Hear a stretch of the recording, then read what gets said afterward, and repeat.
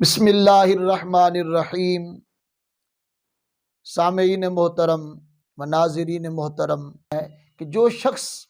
اللہ قرآن میں ارشاد فرماتا ہے وَلِمَنْ خَافَ مَقَامَ رَبِّهِ جَنَّتَانِ، جو شخص اللہ کے خوف سے ڈرتا ہے، اللہ کے سامنے ہونے سے ڈرتا ہے، یعنی یہ ذہن میں خیال ہو کہ ہے کاش میں اللہ کے سامنے جب جاؤں گا اللہ کو کون سا چہرہ دکھاؤں گا، اللہ کی بارگاہ میں کیسے کھڑا ہوں گا، میں تو گناہ گار ہوں، سیاہ کار ہوں، بدکار ہوں، میرے اندر یہ بھی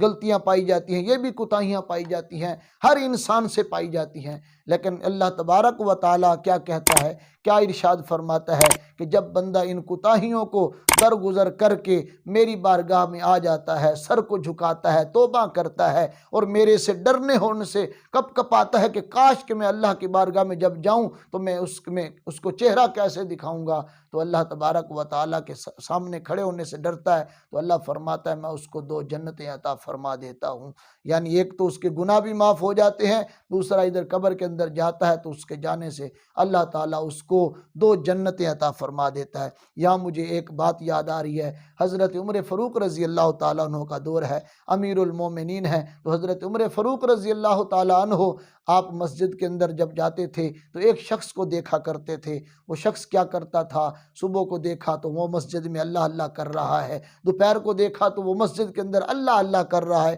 اللہ تبارک و تعالیٰ کا نام لیتا ہے، پھر اس سے تھوڑا سا وقت نکالتا ہے، گھر کے اندر چلا جاتا ہے تو وہاں جا کے وہ اپنے والد کی خدمت کرتا ہے، اور پھر تھوڑا سا وقت نکالتا ہے، روزی کماتا ہے، لیکن زیادہ سے زیادہ وقت جو گزارتا ہے وہ اللہ کے کام میں گزارتا ہے، عبادت میں گزارتا ہے، نماز میں گزارتا ہے، ذکر میں گزارتا ہے، اللہ سے معافی مانگنے میں گزارتا ہے۔ لیکن حسن و جمال اس ذکر کی وجہ سے، اللہ کی عبادت کی وجہ سے اس کے جو ہے جناب والا چہرے کی نورانیت ایسی ہے کہ جب گھر کی طرف آتا ہے راستے کے اندر ایک فاحشہ عورت ہوتی ہے تو وہ فاحشہ عورت کا دل جو ہے اندر سے خراب ہوتا ہے، یعنی اس کی نیت خراب ہوتی ہے، شیطان اس کو ورگلاتا ہے تو وہ عورت اس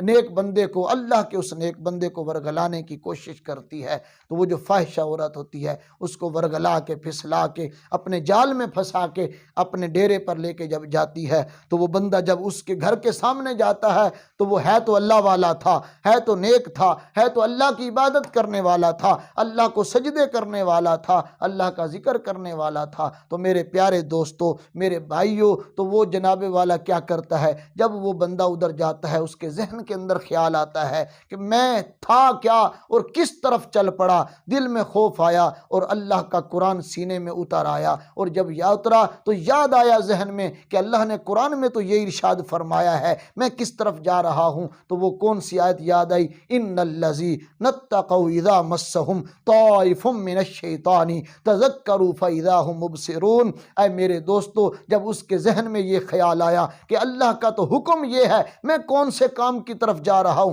میں برائی کی طرف جا رہا ہوں، اللہ کے راستے کو چھوڑ کے، اللہ کے خوف کو چھوڑ کے، اللہ کے ڈر کو چھوڑ کے میں برائی کی طرف جا رہا ہوں، بس ادھر سینے میں اس کے یہ قرآن کی آیت جو ہے وہ جناب والا ذہن میں آئی اور سینے میں وہ اتری تو اس کے جناب دنیا ہی بدل گئی، گرا اور بے ہوش ہو گیا۔ وہ عورت جو فاحشہ تھی اپنی لونڈی سے کہنے لگی جلدی کرو، اس کو پکڑو، یہ ہمارے سرے نہ لگ جائے، ہمارے کھاتے میں نہ پڑ جائے۔ اس کو گھسیٹتے ہوئے اس کے دروازے پہ جا پہ پھینک آئی۔ جب اس کے والد باہر نکلے تو باہر دیکھا تو تھا، تو دیکھا میرا بیٹا بے ہوش پڑا ہے، جناب پانی ڈالا، اس کو ہوش آئی اور بیٹے سے پوچھا بیٹا کیا ہوا، ماجرا کیا ہے، تو اس بچے نے اپنے والد کو وہ سارا ماجرا سنایا جو گزرا تھا، جو اس کے سامنے آ رہا تھا۔ تو میرے پیارے دوستو، میرے پیارے بھائیوں، دیکھنے والوں، یہ سب حاضرین ناظرین، میرے دوستو، میرے پیارے محبوب صلی اللہ علیہ وسلم کے غلاموں، جب اس کو میرے اس بزرگ نے پوچھا کہ بیٹا واقعہ کیا ہے، ماجرا کیا ہے، تو جب اس نے یہ بیان کیا ابا جی یہ ساتھ معاملہ میرے پیش آیا ہے، تو یہ سناتا رہا۔ باپ نے کہا وہ بتا اللہ کا قرآن کی کون سی آیت ہے جو تیرے ذہن میں آئی تھی، جو تیرے سینے پہ جناب چوٹ لگائی تھی، تو اس نے یہی کہا ان الذین اتقوا اذا مسهم طائف من الشیطان تذکروا فاذا هم مبصرون۔ تو جب اس کے سینے میں وہ یہی قرآن پڑھ رہا تھا، اپنے باپ کو سنا رہا تھا، ادھر گرا، ادھر روح روح پرواز کر گئی، رات کا وقت ہو گیا، اس کے باپ نے کسی کو نہیں بتایا، بس اپنے محلے داروں کو بتایا، اس کا جنازہ پڑھ دیا، دفن کر دیا۔ تو صبح کو جب حضرت عمر فاروق امیر المومنین جناب حضرت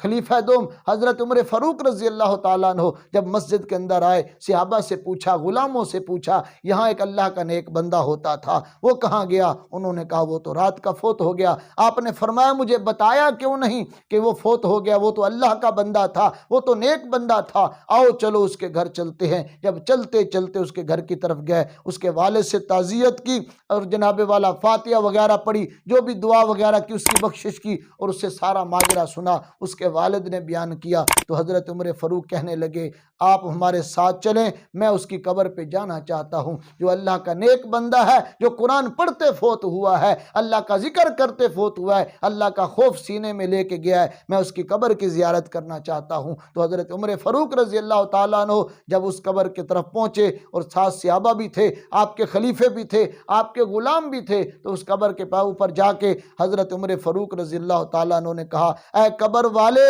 وَلِمَنْ خَافَ مَقَامَ رَبِّهِ جَنَّتَانِ، جو اللہ کے خوف سے ڈرتا ہے، اللہ کے سامنے کھڑے ہونے سے شرماتا ہے، ڈرتا ہے کہ اللہ کے سامنے میں کیسا کھڑا ہوں گا، تو اللہ تبارک و تعالیٰ اس کو 2 جنتیں عطا فرماتا ہے۔ تو وہ قبر کے اندر سے وہ جو غلام تھا، اس نے حضرت عمر فاروق کا نام لے کے کہا اے عمر، اللہ نے مجھے وہ 2 جنتیں عطا فرما بھی دی ہیں۔ تو اللہ تبارک و تعالیٰ کے پیارے محبوب کے غلاموں، اللہ سے ہر وقت ڈرتے رہنا چاہیے۔ نوجوان، بزرگ، گناہ گار ہم سب ہیں، گناہ ہو جاتے ہیں، غلطیاں ہو جاتی ہیں، لیکن اللہ تبارک و تعالیٰ نے رحمت کے دروازے بھی کھولے ہیں، اللہ تبارک و تعالیٰ نے ہمارے لیے بخشش کے دروازے بھی کھولے ہیں، سبب بھی بنائے ہیں، وسیلے بھی بنائے ہیں۔ تو اسی لیے ہم سب کو چاہیے ہر وقت اللہ سے ڈرتے رہنا چاہیے۔ جب کو سوئیں یہ کہیں مولا میری معافی، میں گناہ گار ہوں، مجھے معاف کر دینا، میری بخشش فرما دینا۔ تو ہم اس طرح کرتے رہیں گے، جب سو جائیں گے تو جب قیامت کے دن اٹھیں گے